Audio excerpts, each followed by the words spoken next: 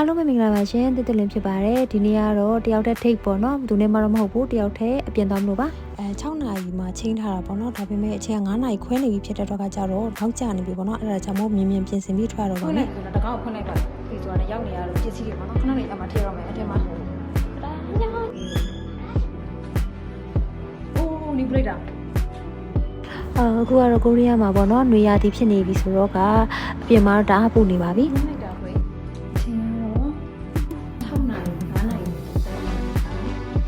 ဒီနေ့ထွက်လာတဲ့ plan လေးကတော့မြက်တောင်သွားဆက်မယ်ပြီးသွားလို့ရှိရင် Lotte Market မှာစားစရာလေးတွေတောင်းဝင်မယ်ပေါ့နော်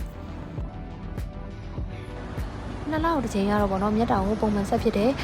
အများနဲ့ဆက်နေကြဆိုတော့မြက်တောင်ဆက်တာဖြုတ်လိုက်လို့ရှိရင်မျက်နှာကပေါ့နော်ဒီမကောင်းတဲ့မျက်နှာပုံပေါက်တော့ပေါ့နော်အဲ့ဒါကြောင့်ပုံမှန်ဆက်ဖြစ်ပါတယ်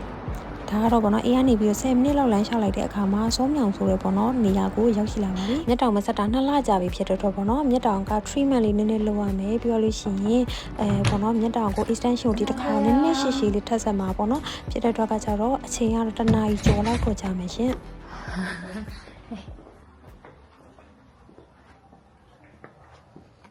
ပြီးတော့မှအားလုံးကိုပြန်တွေ့ပါမယ်ရှင်တတာတနာရီကျော်လောက်ကြာပြီးတဲ့အခါမှာတော့အခုဆိုရင်မျက်တောင်ဆက်လို့ပြီးပါပြီရှင်မျက်တောင်ဆက်လို့ပြီးပြီဆိုတော့ဒီနီးနားမှာစားစရာလေးတွေဝယ်ဖို့အတွက်တောင်းမှဖြစ်ပါတယ်ရှင်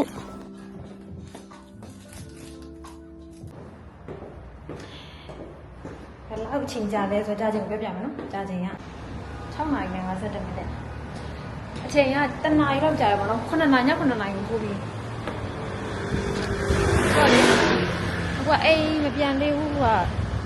ပါမုတ်တော့ပဲပို့ပေါ့နော်ဒီဘက်အောက်ထပ်မှာပေါ့နော်စားတောက်ဆိုင်ကြီးရှိရဲစားတောက်ဆိုင်ကပါမုတ်ဆိုင်လေးရှိရပေါ့နော်အခုလိုတာယာလှပတဲ့အချိန်လေးနဲ့တာယာလှပတဲ့နေရာလေးမှာတယောက်တည်းပေါ်မဲ့အထီးကျန်သွားတဲ့လမ်းလျှောက်နေရအဆင်မပြေသေးဘူးနော်သူကအပေါ်တော့မှဆိုရင်သူကလေဒီ brand တွေပေါ့နော် cosmetic brand တွေအများကြီးရှိတယ်ရှင်အဲ့ဒါကြောင့်မို့တော့ကြည့်နေလို့ရှိရင်ဝယ်မိနေမှာဆိုတော့မြန်ဆန်မဲအောက်ကိုဆင်းထားလိုက်ပါတယ်မုတ်ဆိုင်ပေါ့နော်ဒီရောက်လို့ရှိရင်မဖြစ်မနေဝယ်မရမယ်ပေါ့မုတ်ရှိရပေါ့နော်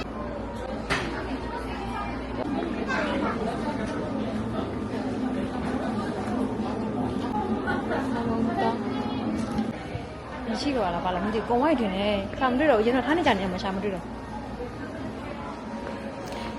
စားနေကြရှုခရင်ကကိုမရှိတော့ဖြစ်တဲ့တော့ကကြတော့ဝန်ထမ်းကိုမေးကြည့်ပါရအောင်ရှင်ဟောဒီလိုဆို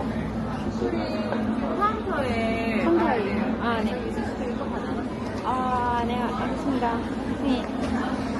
ကောင်းတာမှမေးကြည့်ပါလေရှင်းလဲရှိလောက်တယ်တဲ့မရှိလည်းမရှိလောက်တော့ဘူးကုံတိုက်က7နာရီပိတ်တာပေါ့နော်အခု9နာရီထိုးနေပြီဖြစ်တော့ကကြတော့ပေါမုတ်တွေကပေါ့နော်မရှိတဲ့ပေါမုတ်တွေကလည်းမရှိတော့ဘူးဖြစ်တဲ့ရှုခရင်ကတော့ကိုနည်းနည်းတော့ကြံသေးရလို့ပြောတယ်ပေါ့နော်အဲ့ဒါကြောင့်မို့ရှုခရင်3လုံးလောက်ကိုဝယ်လာပါတယ်အမမီတာ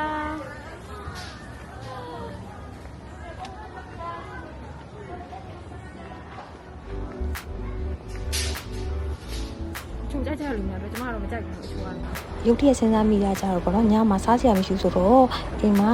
အမဲသားလေးဝယ်ပြီးစတိတ်လုပ်စားမယ်ဆိုပြီးတော့အမဲသားဆိုင်ကိုထွက်လာခဲ့ပါတယ်ဖြစ်မမဲသားရောက်နေနေရပါကလေးဟိုအိတ်ကနေပြီးတော့လေအကုန်လုံးစေးချနေပြီလားအကုန်လုံး promotion နဲ့ရသူတို့ရှိမှာမဲသားကလည်းတားပေါ်မူတည်ပြီးတော့ပေါ့နော်ဈေးကအမျိုးမျိုးရှိတာဆိုတော့ပြီးတော့ကုန်တိုက်မှာဖြစ်တဲ့အတွက်ကကြတော့ sales block ပဲချပေါ့နော်အရင်တော့တန်မနေဘူးရှင်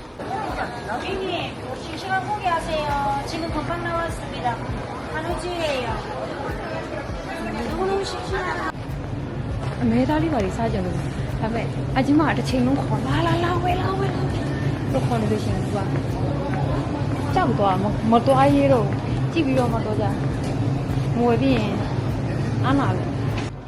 ကြည့်နေတဲ့လူတွေကဘယ်လိုနေလဲတော့မသိဘူးကိုရီးယားမှာပေါ့နော်တယောက်တည်းနေပြီးတော့ငါတနေ့ပါစားရမယ်လို့စဉ်းစားရလဲတထုခါပဲပေါ့နော်ဒီရဲ့ကြီးမှာအဲ့လိုမျိုးကြီးအဲ့လိုမျိုး ready made တွေလည်းဝယ်မစားချင်ဘူးတခုချက်စားကြတယ်အိမ်မှာအဲ့ဒါနဲ့ပေါ့နော်ဒီကနေပြီးတခုဝယ်ပြီးတော့များအိမ်မှာစားရမလားဆိုပြီးတော့ရှောက်ကြည့်ပြန်တော့လဲအဲ့လောက်ထိစားချင်ရလောက်ထက်ထိလဲပေါ့နော်ဘာမှရှိမနေတော့လေလက်လျှော့လိုက်ပါပြီ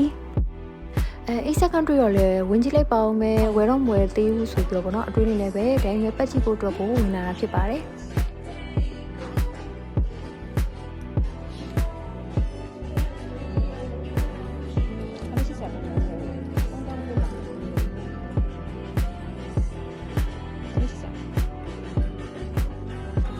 တော့နောက်ဆုံးတော့မနေနိုင်တော့လဲပေါ့နော်ဝယ်မိသွားပြန်ပါတယ်အဲ့ဒါကြောင့်မို့တော်ပြီးအိမ်ပြန်တော့မယ်ဆိုပြီးမြန်ဆန်အိမ်ပြန်ဖို့ပဲဆုံးဖြတ်လိုက်ပါတယ် shopping ဖြစ်အားစရာတောက်စရာလည်းဘယ်လိုဒီ shopping လည်းဖတ်ပြီးဆိုတော့အိမ်ပြန်တော့ပါမယ်ဆိုရင်နော်ဒီတော့တကယ်ပြန်တော့မပြန်လို့လည်းမရတော့ဘူးဆိုရင်နော်ဒီမှာလည်းပိတ်ဘူးပေါ့နော်ညလည်း9နာရီကျော်နေပြီဆိုတော့ဆောက်ချက်ပန်းမဖွယ်လာတယ်အိမ်မှာကြောက်ရှိကြောက်နဲ့စပုတ်ရနဲ့ကြော်စားမယ်ပေါ့နော်ပေါ့အိမ်ပြန်တော့မယ်ဒီတက်ပတ်နေလို့ရှင်ပတ်စံပို့ကုန်ပါလို့ရှိမှာဒီကဇွတ်တိုက်တယ် တိတ်ရဲ့တမိတာလေးကိုအခုလိုမျိုးပို့လို့ချင်တာလေးတွေကိုစားချင်တာလေးတွေကိုလိုဝိုင်းနေပဲကိုလိုအေးစင်းနဲ့ဖတ်တမ်းပါလေရှင် အိမ်ပြန်ရောက်ပါလိမ့်ရှင်ဒီလိုမျိုးဆုံးဖြတ်ကြည့်ပေးတယ်ပြောင်းကြည့်စီကိုလည်းကျေးဇူးတင်ပါတယ်နောက်ဗီဒီယိုမှာလည်းပြန်ပြောပါမယ်ရှင်တတား